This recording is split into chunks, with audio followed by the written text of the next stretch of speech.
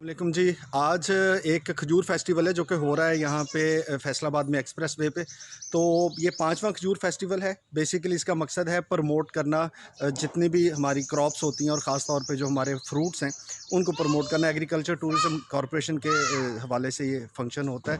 तो आज की टॉक में चल मुलाकात करवाएंगे आपसे यासिन साहब, जो कि एग्रीकल्चर प्रोडक्ट्स के बड़े एक्सपर्ट हैं, और वो साथ साथ हमें बाग की सैर भी करवाएंगे और साथ साथ में हम उनसे जानेंगे खजूर के बाग के बारे में जितनी भी चीज़ें हैं। जी सर। बिस्मिल्लाहिर्रहमानिर्रहीम। Doctor Yasin Randhawa, director research and development agri tourism Pakistan.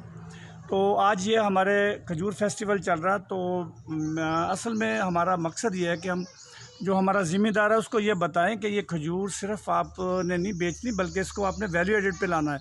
तो पाकिस्तान में जितनी भी खजूर के बाग हैं उनमें 50% जो है ना वो ज़ाया हो जाती है। तो अभी मैं पूछ रहा था तो बड़ी तकलीफ़ भी हुई मुझे, कहने लगे जी 30 रुपए किलो हम ये इसको बेच रहे हैं और 150 रुपए के 5 किलो। फिर उसमें मेहनत है, नमक लगाना, सारी रात इसको रखना, फिर मंडी में लेके जाना। तो मैं यहाँ पे कुछ प्रोडक्ट बना के लाया था खजूर की। तो उसमें पहली बात है सिरका, कि जो आपका ये नीचे गिर जाता है ना, इसको आप सिरके की शक्ल में बना सकते हैं। और सिरके की कीमत क्या है, ये सिर्फ 500 ml की कीमत जो है ना वो तकरीबन 300 रुपया है।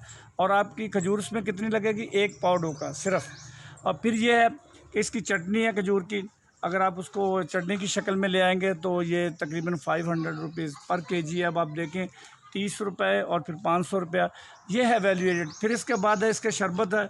तो ये चीज़ें जो है ना हम चाहते हैं कि ज़िम्मेदार को ये पता चले कि फार्म में सिर्फ हमने डोका ही नहीं बेचना बल्कि हमने इसको वैल्यू एडिड पे ला के ऐसी चीज़ें बनानी है जिससे जो है ना हमारी वो अर्न ज़्यादा हो और जो हमारा रहने का तौर तरीका है वो ज़्यादा बेहतर हो। तो अगर हमारा ज़िम्मेदार इस लेवल पे आ जाए तो वो दिन दूर नहीं कि पाकिस्तान में जो है वो एग्री एक बहुत बड़ी इंडस्ट्री की शक्ल में साफ हो। ये अफसोस के साथ ये कहा जा सकता है कि हमारी यूनिवर्सिटी जिनमें पीएचडी लेवल के बच्चे एग्री के हैं, अगर उनको कहीं फार्म पे लेके आएँ तो मेरा नहीं ख्याल कि वो वैल्यू एडिशन पे कोई भी एक दो चीज़ बना लेंगे, वो भी नेस्ले या दूसरी प्रोडक्ट जो है ना बाज़ार से ख़रीदेंगे। तो ये सितम ज़रीफ़ी है इस मुल्क के लिए।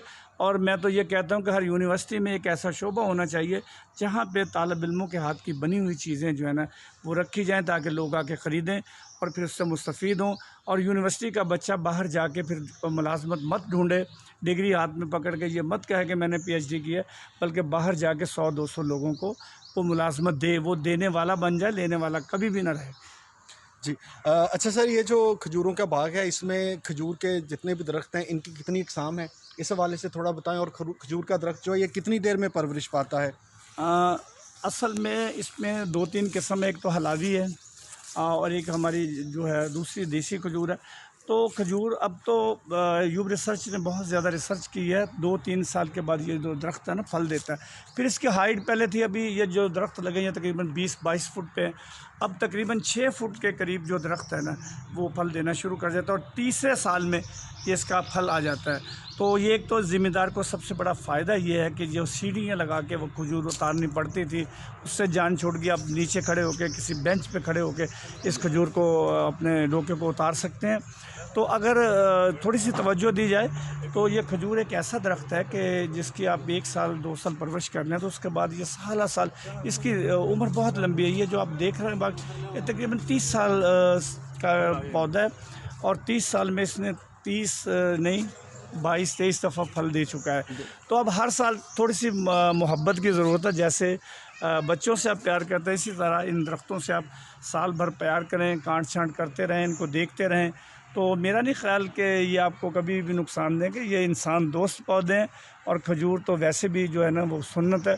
फिर ये है कि खजूर एक ऐसा पौधा है कि अगर आप इसको प्रॉपर तरीके पे टाइम पे इसको आपने उतार लिया तो ये एक बहुत मुनाफा बख्श जो है ना वो कारोबार भी है। बहुत शुक्रिया जी यासिन साहब, आपने हमें खजूर के बारे में कीमती मालूमात दी। आपसे हम आम के बारे में भी थोड़ी देर तक गुफ्तगू करना चाहेंगे क्योंकि आम के हवाले से आपकी काफ़ी रिसर्च है। तो हम चाहेंगे कि अगले एपिसोड में हम आपसे आम के बारे में कुछ ज़रूरी मालूमात लें। बहुत शुक्रिया, आप हमारे साथ हैं।